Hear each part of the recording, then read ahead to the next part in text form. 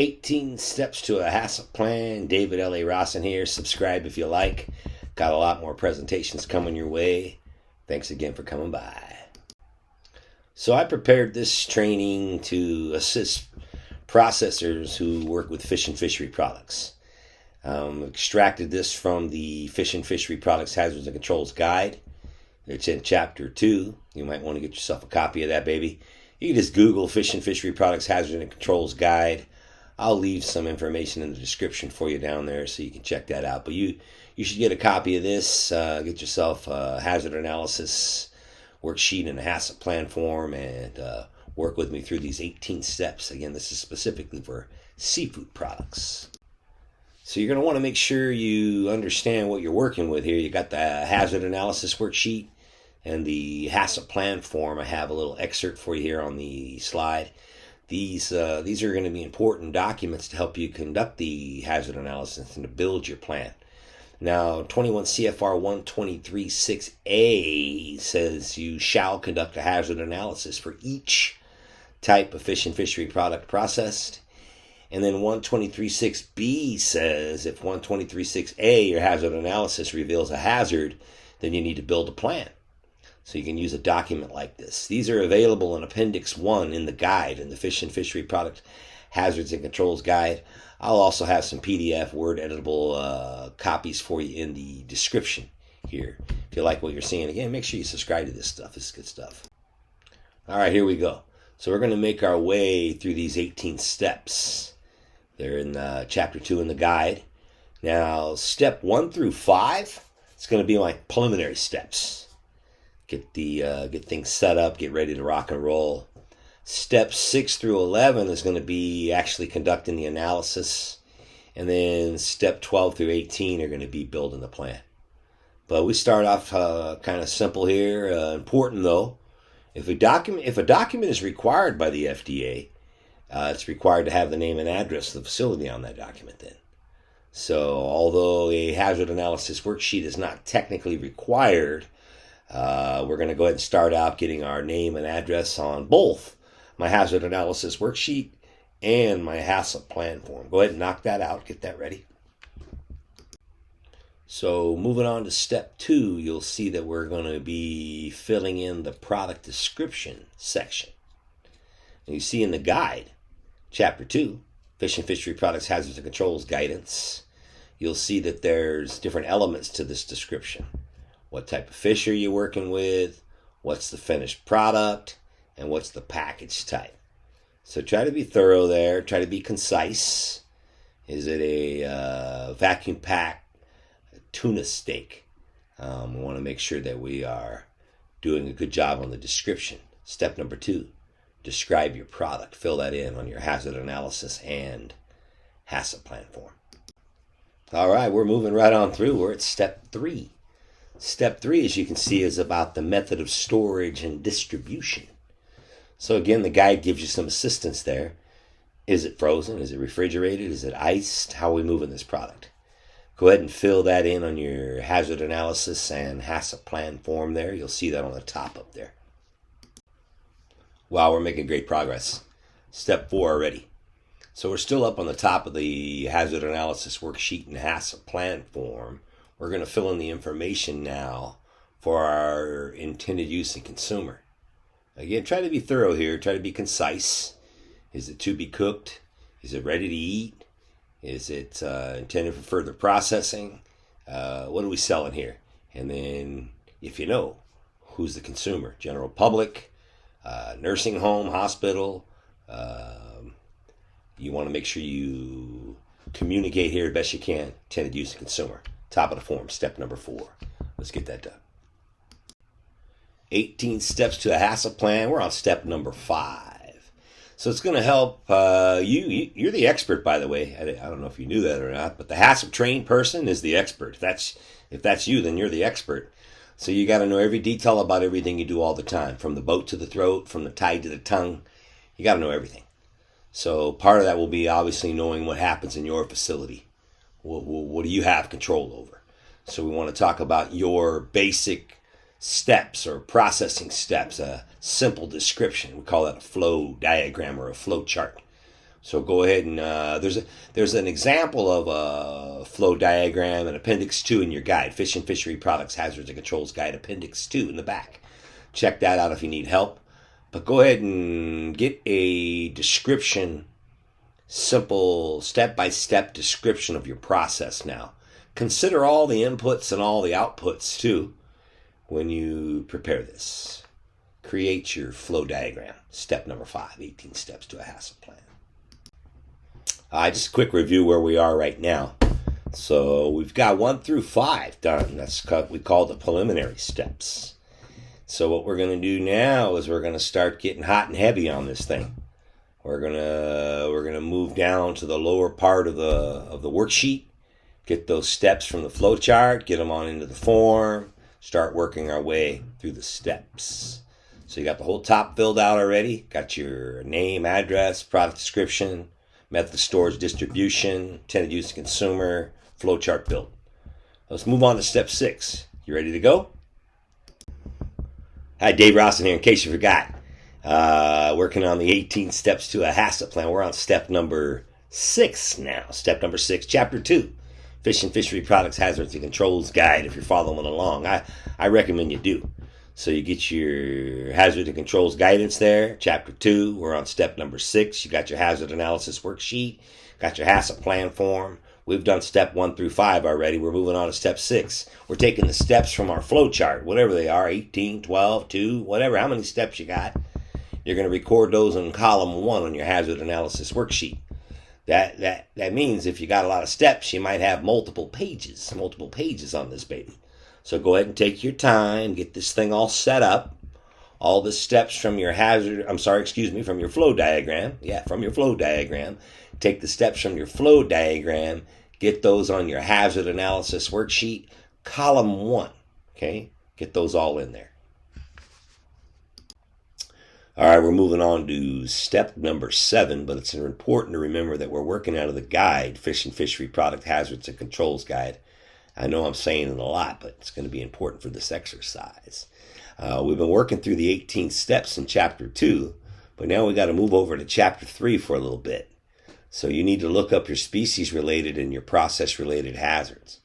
So what the FDA has done here has prepared some tables for us. Table 3.2, that's going to be my vertebrate species. Table 3.3, that's my invertebrate species. And table 3.4, that's my process-related hazards. We're going to do that in a minute here, but right now we're focused on our species-related. Step number 7. Now, step 7 says, look up your species-related hazards on the tables, 3.2 or 3.3, and then identify the potential hazards that are listed there, and go ahead and list those in column 2 on your hazard analysis worksheet at each of your processing steps. Now, these tables have some useful information for us. Sometimes there's some footnotes that impact us, and then there's also sometimes some acronyms that will help us. If you see a footnote, a little small number, you're going to go to the end of this table or that table, 3.2 or 3.3, whichever one you're working on, and then you're going to see what that footnote means. You're also going to maybe see an acronym, 3-letter acronym that'll tell you what toxin you need to worry about. I just want to let you know about those. So you're going to use these tables along with the chapters, and the chapters will help you understand the hazard and determine the significance of the hazard. If the hazard is significant, you can then move it to your HACCP plan more than likely. You'll identify the critical control point and the strategy. And the guide's going to help you do all this stuff. Right now, I want you to look up your species-related hazards. Table 3.2 or 3.3. If you need more information on, again, how to use these tables, chapter 3, the first page, gives us some information.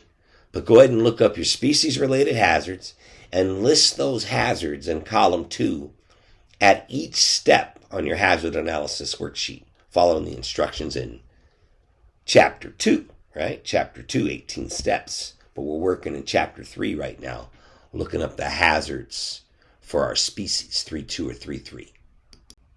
Now, table 3.4 is for our process-related hazards. Now, you need to know your package type and your finished food product to be able to navigate this table appropriately. All right, so you're going to find the one that best describes your product. And there might be more than one that does that. So then you'll consider the hazards from both. Don't forget there's footnotes sometimes on these tables that will impact you. So take a look at the footnotes, see what they mean. That's on the last page of the table. So what you're going to do is you're going to identify your process-related hazards now and record those as well with your species-related hazards, if you have any, in column 2 on your hazard analysis worksheet at each of the processing steps. So whatever your process-related hazards are, whatever's checked, list those in column 2. Pay attention to what chapters are relevant too, because we're going to make our way to the chapters to get some more understanding and to determine if they're significant. If they are significant, we're going to move them to our HACCP plan by identifying what steps are critical control point and what strategies we're going to use to control that. So the hazard analysis worksheet is going to help us figure all that out.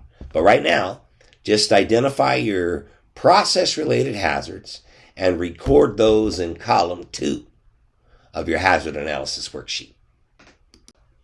So every hazard has a chapter. So it's chapter 4 through 21 in the guide. Remember, we're working out of the Fish and Fishery Product Hazards and Controls Guide. The current edition, as of this recording, was June 2022 edition. But make sure you stay up to date on that thing. Okay, there are revisions, there are updates. We learn things. And as we learn things, the FDA learns things. The guide gets updated. So you're going to want to make sure you stay up to date on that. You can Google Fish and Fishery Products Hazards and Controls Guide and find the actual FDA website, official website, and then subscribe there to the guide. So I want to let you know again that every hazard has a chapter, chapter 4 through 21. Those are the hazards chapters. And in those chapters, we find good information that helps us, number one, understand the hazard. And then after understanding it, we're going to want to determine if the hazard is significant. Does it apply to our business, to my facility, based on what I do and how I do it, for who I do it, based on where I am in the supply chain? Am I the primary processor? Am I the secondary processor? What's my intended use? What's my consumer? What's my package type? All those things matter. So make sure you make your way through the chapters that are relevant for your product and process, for your species, your process. Read those chapters, okay? There's different sections in the chapters. Understand the hazard. Determine the significance of the hazard. The significance is sometimes impacted by the intended use. So make sure you check that out. Does that apply in your scenario? If it is significant, where can I control it? My CCP. And how can I control it? The guide calls those strategies. So I got to remind you again, sorry, we're working out of the Fish and Fishery Product Hazards and Controls Guide. If you're working out of the Meat and Poultry Guide right now, that ain't going to work, okay? Because it's not built the same. I got another presentation for that. You should subscribe and you'll get a notification when that comes out. My Meat and Poultry 18 Steps to a HACCP Plan, Meat and Poultry, using the Meat and Poultry Guide. But today, we're working out of the Fish and Fishery Product Hazards and Controls Guide. Okay? Every hazard has a chapter. Remember? We just covered that. Every hazard has a chapter. And you know that's chapter 4 through 21 now. Chapter 3, that's where we find our hazards. Okay? Chapter 3 has tables. The tables tell us what chapters we got to read. And when you go to the chapter, guess what? The chapter is organized in a way to help you navigate it effectively. So the first part of the chapter for the hazards is understand the hazard. Understand it. If you don't understand it, you're not going to be able to move on. Okay? You're not going to be able to answer the questions at hand. Is the hazard significant? Guess what? The chapter will help you with that too, because that's the next part of the chapter. Is the hazard significant? And if it is significant, you'll need to move on in the chapter. But if it's not significant, boom, close up the book, move on. Okay? But if it is significant, the third part of the chapter, identify your critical control point. Okay? Identify that. Okay? And then once you know where you can control it, your critical control point, you want to talk about how you can control it. And we call those strategies in the text, the guide. The guide calls those control strategies. 4 parts to every chapter. Understand the hazard, determine the significance of the hazard. If the hazard is significant, identify your critical control point. If the hazard is significant, develop a strategy. 4 parts to the chapters. You got to know this. Fish and Fishery Product Hazards and Controls Guide. 18 steps to a HACCP plan. We're doing it. All right, now you know every hazard has a chapter. Every chapter has 4 parts. Let me dig a little deeper on this. Let me go down that rabbit hole a little bit more. Okay? So when you get to the strategy part, every strategy, okay, has recommended critical limits, recommended monitoring, recommended corrective actions, recommended verification activities, and recommended record keeping. Yeah, the guide. The guide, in essence, helps you build your plan. Okay? But not only does it help you build your plan, it helps regulatory check your plan. You should know that about the guide. Yeah, it's a tool for you to use to build a plan. It's a tool for regulatory to use to check your plan. So the guide has chapters that covers hazards, chapter 4 through 21. So once you go to the chapters, you got to understand the hazard.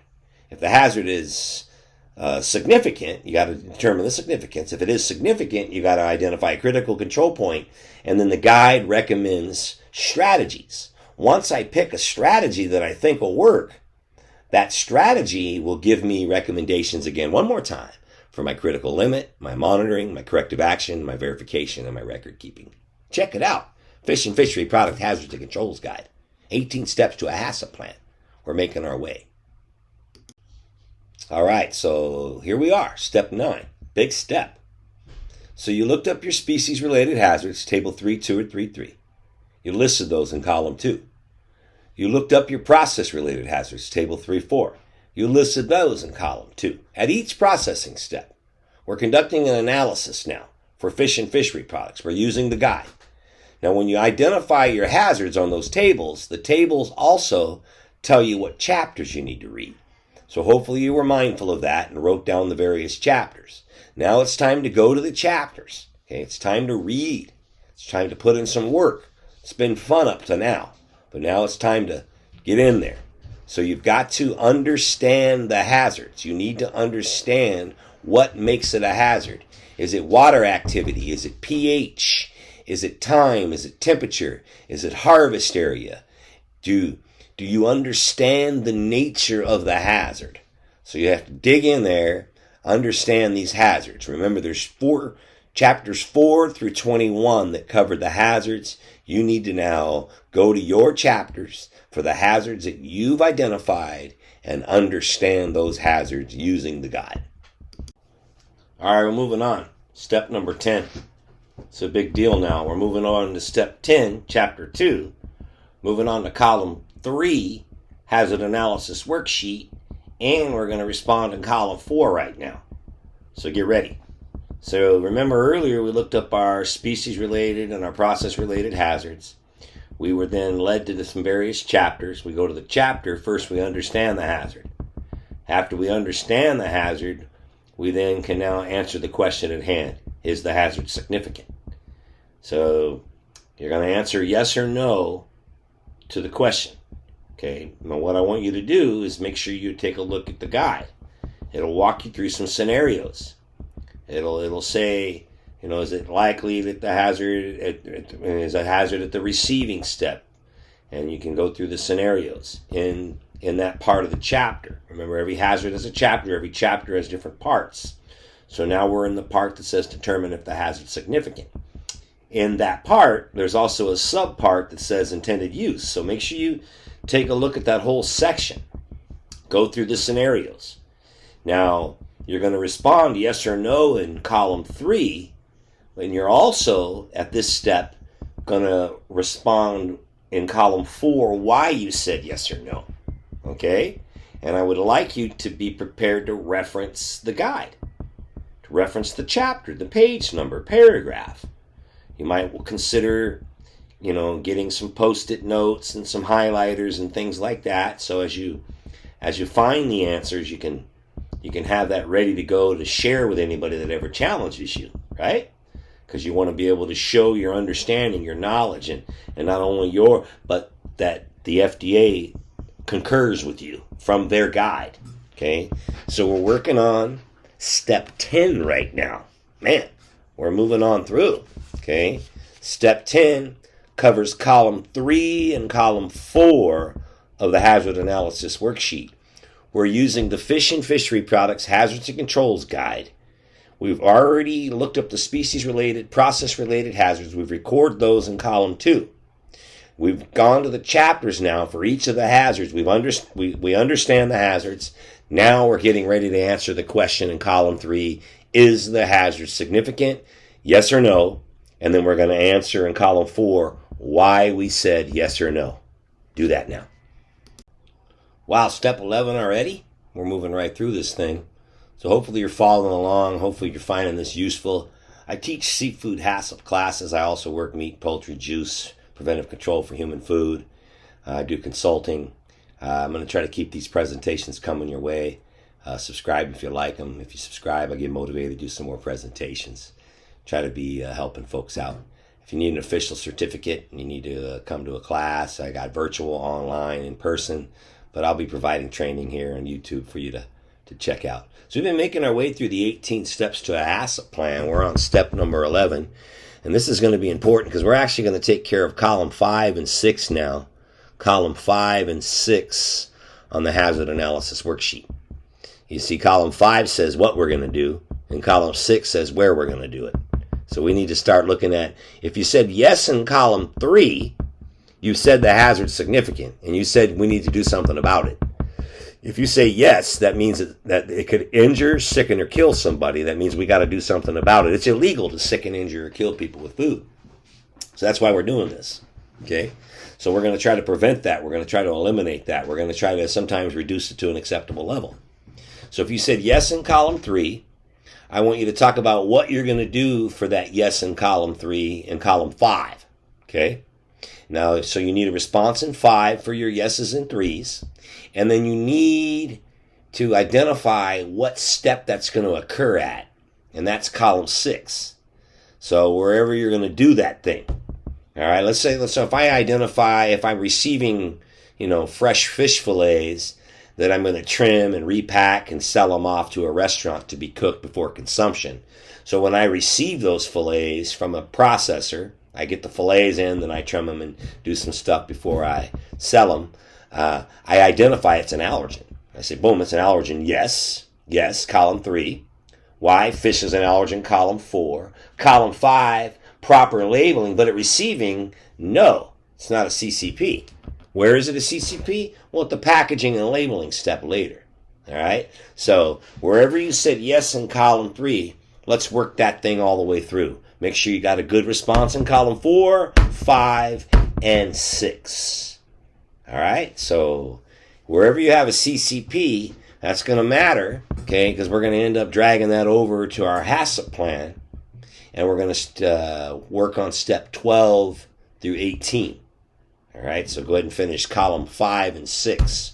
Respond to your yeses in column 3. All right. Well, a little bit about this HACCP plan form. So if you have a hazard, you need a plan. And it says that in 123.6b. So if we reveal a hazard doing our hazard analysis in accordance to 123.6a, it says in 123.6b that you need to have and implement a HACCP plan.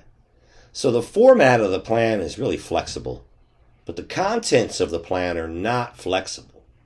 Make sure you reference the regulation if you're not sure about that. 21 CFR 123.6c covers the contents of the plan. But right now we're focusing on B. We're going to go ahead and build a plan. We're going to work through steps 12 through 18. I hope you've been following along.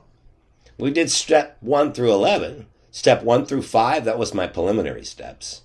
Step 6 through 11, that was my hazard analysis.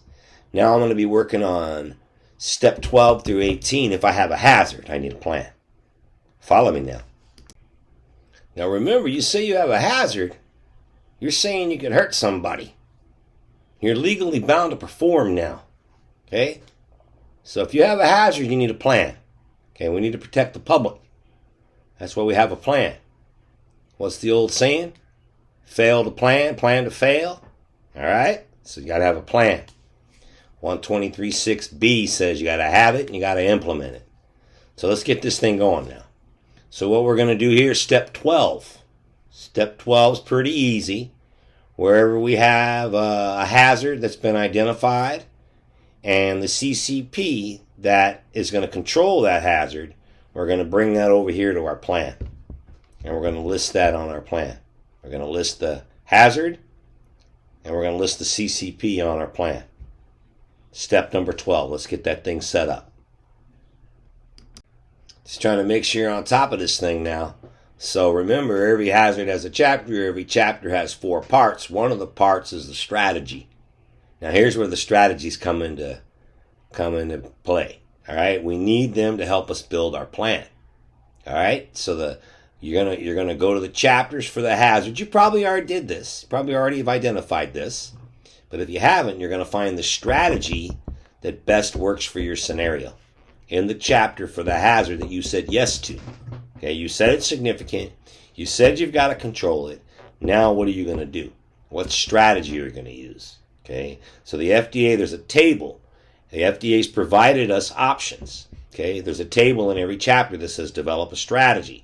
So look at the strategies. Actually go to the strategy and read through it. Read the critical limit. Read the monitor. Read the corrective action. Read those strategies.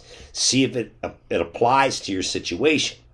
All right, so again, every hazard is a chapter. Every chapter has strategies. The strategies are what we can use now to build our plan.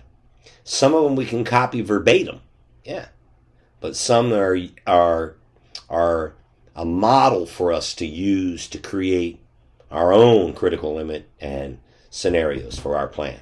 All right, so use those, and then following the strategy is a sample plan. Is how it looks. It's an illustration for you. All right, so now we're going to make our way through the HACCP Plan form.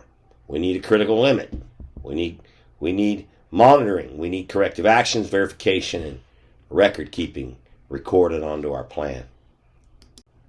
Dang, we almost got this thing. We're building a plan now. All right, so this plan stuff's serious. Let me remind you one more time. Don't say you have a hazard if you don't have a hazard. Okay, but if you do, you need a plan to prevent it, okay, to protect the public. That's why we're doing this stuff.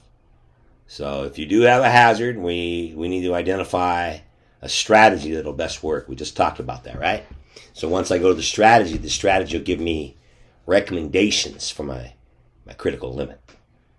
So you want to make sure that you understand each strategy, the critical limit.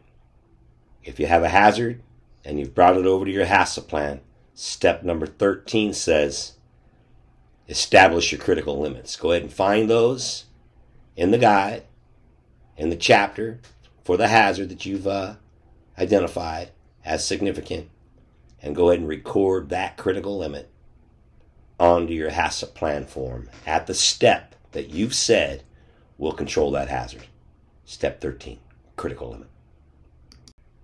All right, we're making our way through the 18 steps to a HACCP plan. We're on step 14.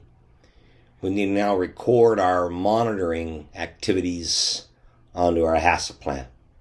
Remember, every hazard has a chapter. Every chapter has strategies. Every strategy gave you your critical limit. Now we'll provide you with examples or options for monitoring. Now, when you say you're going to monitor, you want to make sure you pick a monitoring activity you can actually do. Okay? You don't want to create something that's a burden, or you don't want to do something that's not often enough. So there's a fine line there. So the monitoring must be done at a frequency sufficient for control. So make sure you understand how much time you have or what variances there could be in this process or in this product.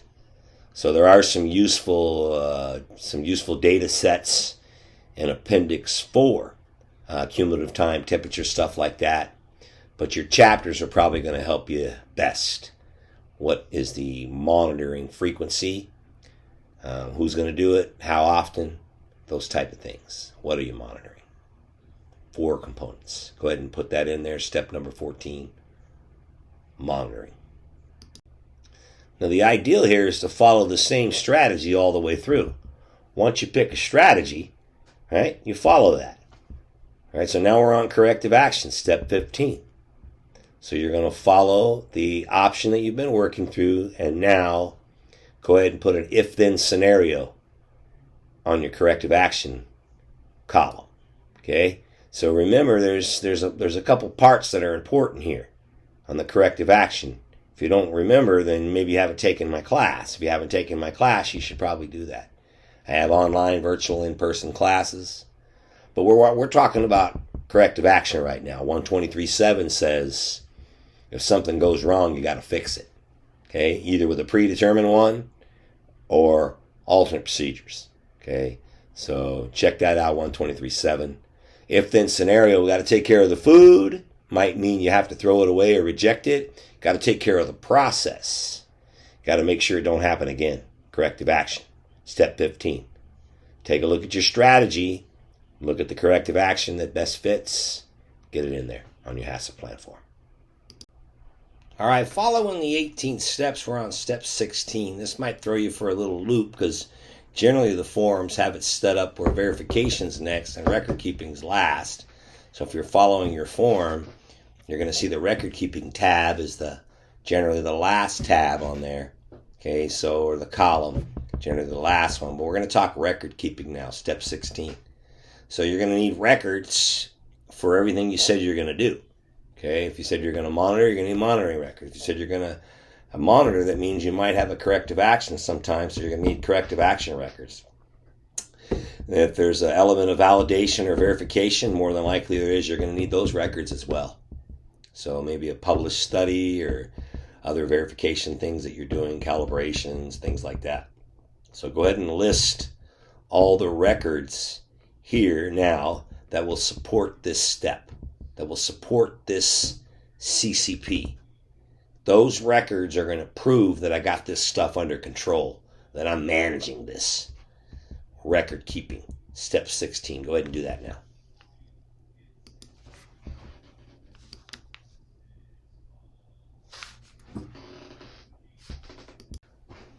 Am I doing what I said I'm doing? Am I doing the right things?